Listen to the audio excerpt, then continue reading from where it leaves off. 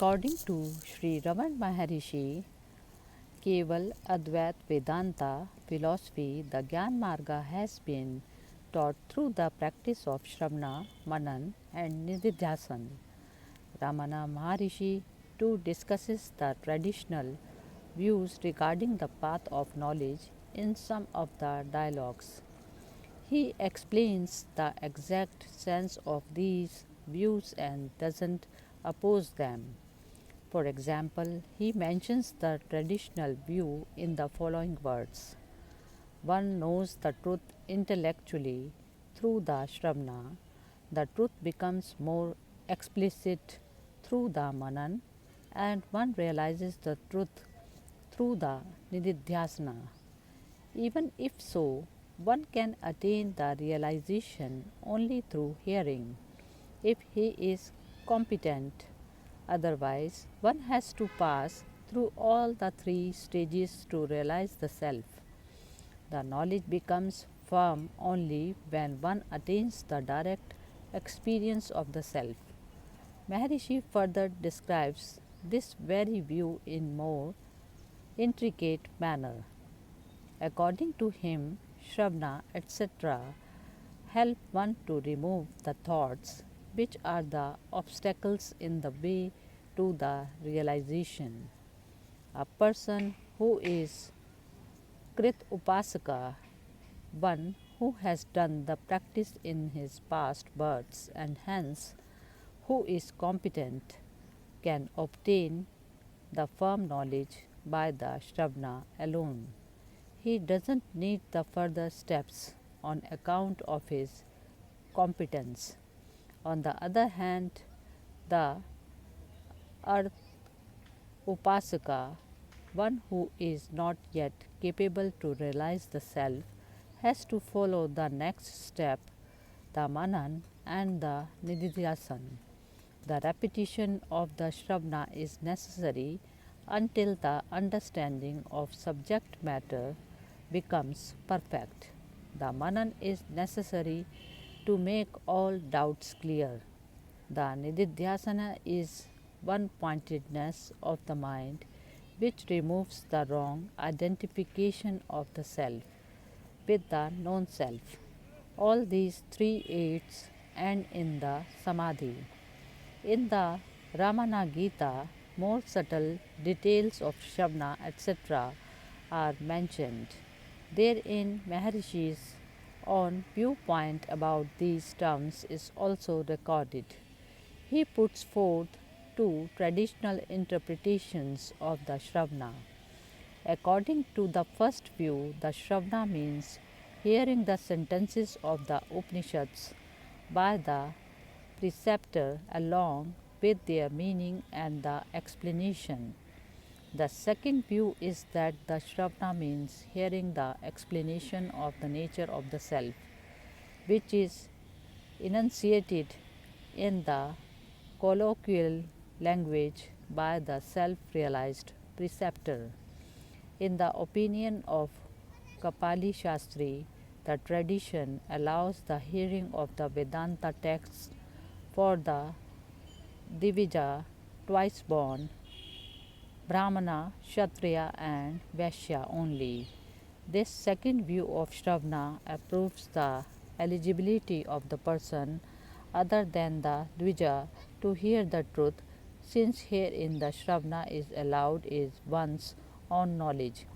Additionally, the aim of the Shravana is to know the Tatparya, the intended purpose of the teaching, and this is achieved successfully through one's own language.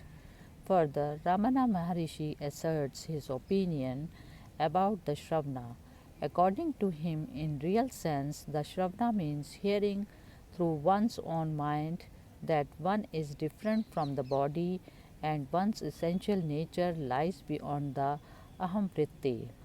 One can hear this inner voice by hearing the sentences of the Upanishads or by hearing the sentences from the Guru. In their absence, the inner voice can be heard through the comprehension of these sentences by the merit of past births also. In this way, Ramana Maharshi gives importance to the inner voice rather than the hearing on the gross level. Further, he explains the next step, namely the manana. His own interpretation of the Manan is quite different from the traditional view.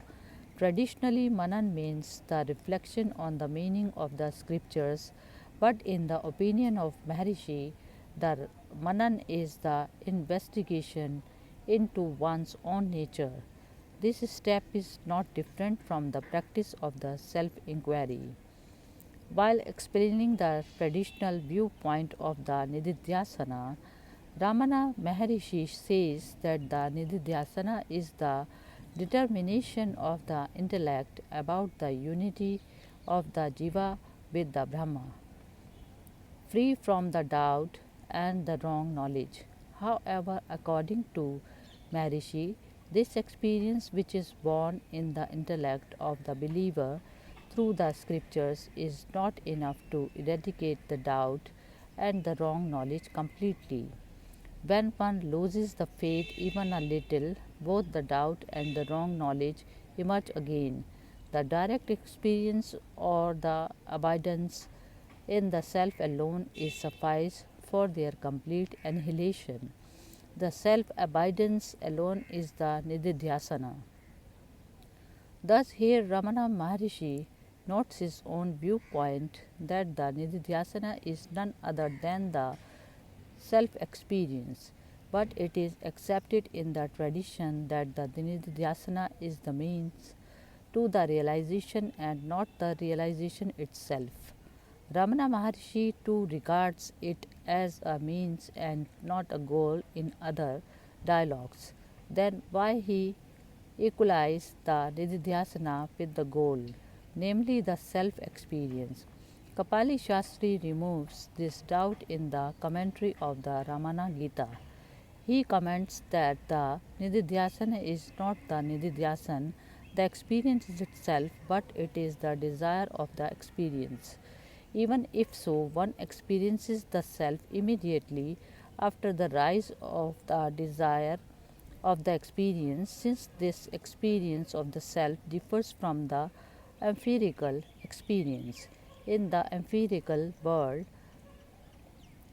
there is a distance between the subject and the object as well as between the experience and the desire of the experience. However, the self experience is free from the separateness of the triple factors of the knowledge, knower, knowledge, and the things to be known. Here in the self itself is the seer, the seen, and the sight. So, when one ardently desires to know the self, he immediately attains the self. Therefore, in the case of the experience of the self, there is no distance between the nididhyasana and the nidhyana. Thus, here Ramana Maharishi is expecting the ultimate state of the nididhyasana, through which an aspirant can immediately achieve his goal, the self experience. In other dialogues too, it is seen that Maharishi has asserted the oneness of the sadhana and the sadhya. He says that the self knowledge or the liberation is inherent to one. To realize it, various paths are instructed. These paths are called the means when one is still practicing and conscious efforts. However, when the effortless state is gained, these paths themselves become the goal, the self realization. Probably here also, in the case of Nididhyasana and Nidhyana, he is expecting the same sense. The means itself turns into the goal at the perfectly ripe stage. In this way, Ramana Maharishi has discussed the various aspects of the traditional viewpoint of Shravana, Manana, and Nididhyasana. Additionally, he has mentioned his own viewpoints about them. In his view, the Shravana suggests that the stage in which one intellectually knows the nature of identification and further discriminates the self from the body. In the stage of manana, one investigates into the self, ignoring the known self. The nididhyasana is the nearest step to the realization. It is the most perfect concentration through which one can immediately get established into the self. By closely examining these viewpoints, it can be said that Maharishi has defined these terms considering the steps to the self inquiry, the most approved path by him. In another dialogue, also, he has connected the traditional path to the self inquiry. According to Maharishi, the self inquiry is none other than the Gyana Marga. Moreover, the self inquiry is the central theme of the philosophy, so henceforth the path of self inquiry is discussed.